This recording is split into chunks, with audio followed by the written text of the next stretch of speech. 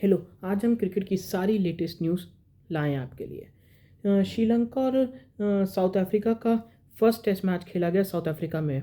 और south Africa के लिए वर्ल्ड टेस्ट चैम्पियनशिप में पहुंचने के लिए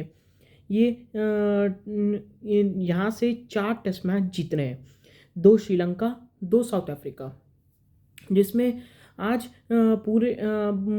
बहुत कम मैच हो पाया।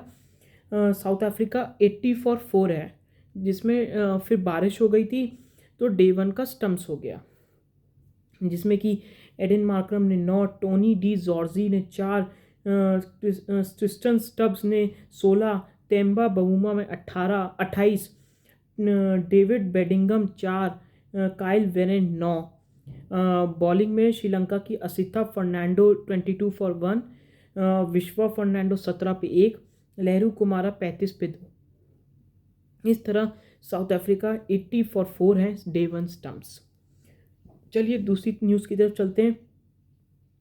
पाकिस्तान और श्रीलंका की जो सीरीज़ है, पाकिस्तान शाहीन और श्रीलंका ए की जो सीरीज़ थी पाकिस्तान में, वो पोस्टपोन कर दी गई है। एक ओडीआई हुआ था जिसमें हैदर अली ने 100 मारा था और पाकिस्तान पहला ओडीआई जीत गई थी, पाकिस्तान शाहीन। दूसरा और तीसरा रावलपिंडी और इस्लामाबाद में थे, लेकिन वो वहाँ पे प्रोटेस्ट चल रहे हैं तो उसके चक्कर में वो पोस्टपोन कर दी गई है। चलिए तीसरी न्यूज़ की तरफ चलते हैं।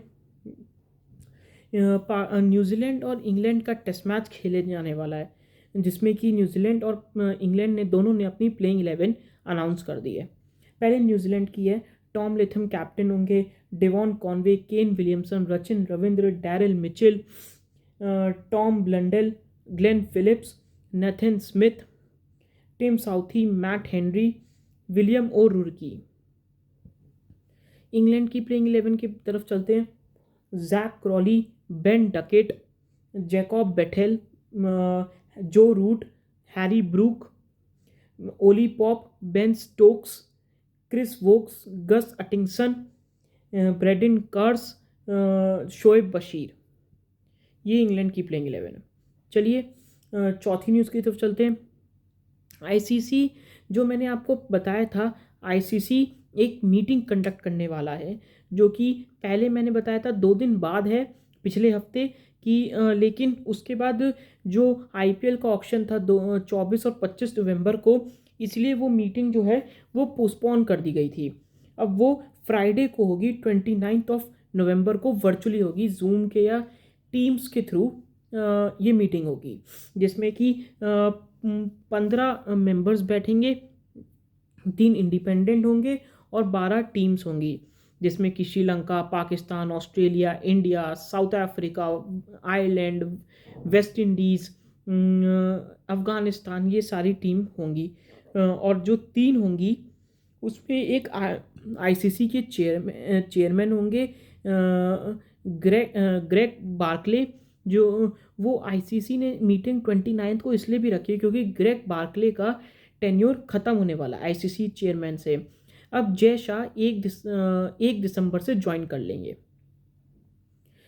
एक डायरेक्टर होंगे, एक एसोसिएट मेंबर होगा, जो कि जो सारे बोर्ड के बिहाफ पे वोट देगा, जो एसोसिएट टीम्स है, मिला के 15 वोट होंगे। और जो चर्चा होगी, पहले तो पाकिस्तान को मनाया जाएगा कि आप हाइब्रिड के लिए रेडी हो जाएं। अगर पाकिस्तान हाइब्रिड के लिए नहीं मानता, उनका स्ट्रॉन्ग स्टैंस है कि हम 2023 में इंडिया गए, 2016 में भी इंडिया गए, तो इंडिया को भी पाकिस्तान आना है, तो नहीं मानता है, तो पहले लोग जो मीडिया में खबरें चल रही थी कि ये चल रही थी कि पाकिस्तान इंडिया की जगह श्रीलंका आ जाएगी चैंपियंस ट्रॉफी में।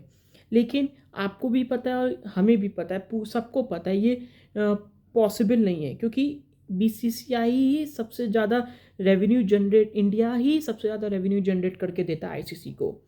इंडिया का चाहे वो डेड मैच क्यों ना, डेड रबर मैच क्यों ना, उसमें भी इंडिया आईसीसी को बहुत अच्छा इनकम मिलती है। तो इंडिया को हटाना तो ये दूर की बात है। तो अब जो ये मीटिंग में क्या होगा कि हाइब्रिड के लिए अगर नहीं मानता है तो हाँ पाकिस्तान से बाहर कराने की चैम्पियंस ट्रॉफी के लिए वोटिंग होगी और इस वोटिंग में 100% इंडिया जीतेगी, क्योंकि इंडिया बहुत स्ट्रॉन्ग बोर्ड है बीसीसीआई। वो सबको बोर्ड को कह देगा कि आप हमारी तरफ वोटिंग करिए, हम आपको एक एक सीरीज़ का ऑफ़र दे देंगे जो कि एफटीपी से के अलावा, मतलब एफटीपी भी होगी और उसके अलावा भी एक एक सीरीज़ दे देंगे।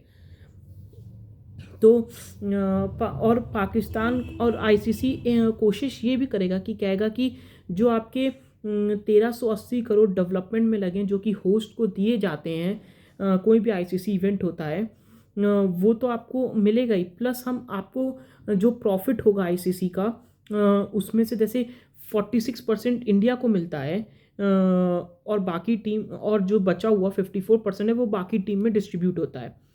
आपको हम प्रॉफिट तो देंगे ही देंगे, प्लस और हम फाइनेंशियली और सपोर्ट करेंगे आपको। तो अगर पाकिस्तान इसमें आ जाता है या फिर कहता है कि नहीं हमारा स्ट्रॉन्ग स्टैंड है, हम ऐसे ही रहेंगे, तो फिर चैम्पियंस ट्रॉफी को पोस्टपोन भी किया जा सकता है कि वो कहेंगे कि फरवरी में जो है जनवरी फरवरी में चैम्पियंस ट्रॉफी वो पोस्टपोन हो जाएगी, फिर बाद में कराई जाएगी चैम्पियंस ट्रॉफी। अगर पाकिस्तान हाइब्रिड के लिए मान जाता है, इंडिया के लिए कोई टेंशन नहीं है, इंडिया हाइब्रिड के लिए रेडी है और वोटिंग में भी हारे चाहे जीते हाइब्रिड होना ही होना है। तो पाकिस्तान बॉयकॉट करेगा तो चैम्पियंस ट्रॉफी पोस्टपोन कर दी जाएगी, क्योंकि इंडिया पाकिस्तान का मैच होना है। क्योंकि अगर आईसीसी ने कहा कि पाकिस्तान का मैच सारे पाकिस्तान में, इंडिया का मैच सारे यूएई में या साउथ अफ्रीका कहीं पे भी खिलाओ, यूएई में होगा अगर हाइब्रिड में इस तरह हुआ। लेकिन ब्रॉडकास्टर्स नहीं मान रहे, जो स्टार स्पोर्ट्स हैं उन्होंने एग्रीमेंट में लिख रखा है ये कि हम 2027 तक जो भी हमने ब्रॉडकास्टिंग के आईसीसी के जो भी इवेंट्स होंगे उसमें एक इंडिया पाकिस्तान का मैच ज़रूर होगा। तो ये तो सिनेरियो हट गया। अब अब पाकिस्तान बॉयकॉट करता है अगर, अब मेरे हिसाब से वो नहीं करेगा, क्योंकि फाइनेंशियली सब पसंद करते हैं, अगर किसी के पास पैसा आए तो वो हाइब्रिड के लिए मान जाएगा और वोटिंग के थ्रू भी डिसाइड हो जाएगा। तो साफ साफ है कि हाइब्रिड में होगा चैम्पियंस ट्रॉफी। और अगर मान लीजिए बहुत ही वर्स्ट केस की नहीं मानता, बहुत स्ट्रॉन्ग स्टैंस लेता है पाकिस्तान, तो पोस्टपोन हो जाएगी, तो उसमें एट दैट उनका ही नुकसान है। चलिए 5वीं न्यूज़ की तरफ चलते हैं। आईपीएल का ये बोल्ड स्टैंड, आईपीएल के जो भी फ्रेंचाइजेज हैं, जो भी लोग हैं, उन्होंने बोल्ड स्टेटमेंट रखी है ओवरसीज़ प्लेयर के लिए, कोर्सेस करेक्ट करने के लिए। जैसे उसमें आपको बताता हूँ क्या हुआ। Any overseas player will have to register for big auction. In case the player does not register, he will have to miss the subsequent small auction. मतलब कि अगर हर ओवरसीज़ प्लेयर को जिन से कहा है कि आप रजिस्टर करो, उनको रजिस्टर करना ही पड़ेगा। अगर उन्होंने रजिस्टर नहीं किया तो अगले 2 साल तक वो आईपीएल से बाहर, क्योंकि जो अगला ऑक्शन होगा वो मेगा ऑक्शन नहीं होंगे 2 साल तक, वो मिनी ऑक्शन होंगे, तो उस पर भी वो पार्टिसिपेट नहीं कर सकते। तो और एक पॉलिसी और बनाई गई है कि जो जैसे प्लेयर पहले फॉरेन प्लेयर 26 करोड़ 25 करोड़ 27 25 24 20 करोड़ ले जाते थे, अगर कोई फ्रेंचाइज उनको रिटेन कर लेती है, आप जैसे 24 करोड़ या 23 करोड़ में, और आप उनके हकदार हैं और वो है, तो वो उसमें हो जाएंगे। लेकिन अगर किसी ने रिटेन नहीं किया उस प्राइस पे, तो ऑक्शन बिडिंग होगी और 15 करोड़ से ज़्यादा नहीं ले सकते वो। एक बटलर को छोड़ के 15.75 करोड़ के अलावा सारे जितने भी प्लेयर्स थे ओवरसीज़, चाहे आप स्टार की बात करें, कमिंस की, आपकी उसकी बात कर लें, हेज़लवुड की बात कर लें, बैट्समैन में विल जैक्स, टिम डेविड, किसी की भी बात कर लें, किसी को भी 15 करोड़ से ज़्यादा नहीं मिले, सिर्फ बटलर को छोड़ के। और इसमें आईपीएल ऑक्शन में एक बहुत ही एक कि David Warner unsold, Prithvi Shaw unsold, ये जो दोनों क्रिकेटर हैं, इनका जो क्रिकेटिंग के सेंस में तो इनको अनसोल्ड नहीं किया है। कोई नॉन क्रिकेटिंग रीजंस हैं कि जिनकी वजह से ये अनसोल्ड गए, क्योंकि डेविड वार्नर 6000 रन, आईपीएल के लेजेंड, उनको कौन नहीं लेना चाहेगा, और 2 करोड़ में कौन नहीं लेना चाहेगा उनको, कौन सी फ्रेंचाइज नहीं लेना चाहेगी। तो उनका नॉन क्रिकेटिंग की वजह से वो अब शॉ और ये नहीं लिए गए, कि उनको अपने जो भी ऑफ द फील्ड एक्टिविटीज़ हैं उनको सही करनी पड़ेगी। और फिर इसके अलावा शार्दुल ठाकुर अनसोल्ड गए, मयंक, केन विलियमसन, स्टीवन स्मिथ, ये सब अनसोल्ड गए। अब शार्दुल ठाकुर जिसने गाबा का टेस्ट मैच जिताया था, वो अनसोल्ड गए। लॉर्ड ठाकुर, गोल्डन आर्म है उनका, जब भी बॉलिंग पे 2 विकेट ले जाते हैं वो अनसोल्ड गए। तो इस बार और फैब 4 में सिर्फ विराट कोहली हैं जो खेल रहे हैं, बाकी सारे unsold, Joe Root, Kane Williamson, Steven Smith, सब अनसोल्ड। चलिए छठी न्यूज़ की तरफ चलते हैं। मुंबई का स्क्वाड आईपीएल का मैं आपसे डिस्कस करता हूँ थोड़ा। पहले मैं आपको पढ़ के बताता हूँ। Rohit Sharma, Hardik Pandya, Robin Minz, Ryan Rickelton, Raj Bawa, Mitchell Santner, Naman Dhir, Tilak Varma, Trent Boult, Surya Kumar, Krishnan Shrijith, Bumrah, Will Jacks, Deepak Chahar, Karan Sharma, AM Ghazanfar, Reece Topley, Arjun Tendulkar, Lizaad Williams, Vignesh Puthur, Bevon Jacobs, Satyanarayana Raju, Ashwani Kumar,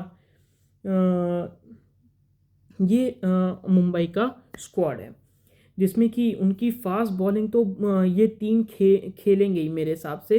3 fast bowler तो कंफर्म लग रहे हैं, एक दीपक चहर, ट्रेंट बोल्ट और जसप्रीत बुमराह। ट्रेंट बोल्ट और दीपक चहर न्यू बॉल, जसप्रीत बुमराह का तो आप कहीं पे भी यूज़ कर लिए, वो T20 टेस्ट हो, ओडीआई हो, नंबर 1 बॉलर। ऊपर से रोहित शर्मा ओपनिंग करेंगे, फिर विल जैक्स कर सकते हैं। ऑलराउंडर में स्पिनर में आपके मिचेल सैंटनर को ला सकते हैं आप। और फिर बीच में हार्दिक पांड्या है, रियान रिकल्टन है, खेल सकते हैं, सूर्य कुमार यादव हैं ही हैं, तिलक वर्मा है। मतलब मुंबई बहुत बॉलिंग तो उनकी बेस्ट है। दीपक चहर, फिर बुमराह, आपके ट्रेंट बोल्ट, उसके बाद बॉलिंग में करण शर्मा भी स्पिनर अच्छे हैं उनके पास, फिर आपके मिचेल सैंटनर अच्छे हैं। तो मुंबई की जो बॉलिंग है वो कंप्लीट है, कंप्लीट पैकेज है, with spinner and fast bowler decent enough, more than decent enough.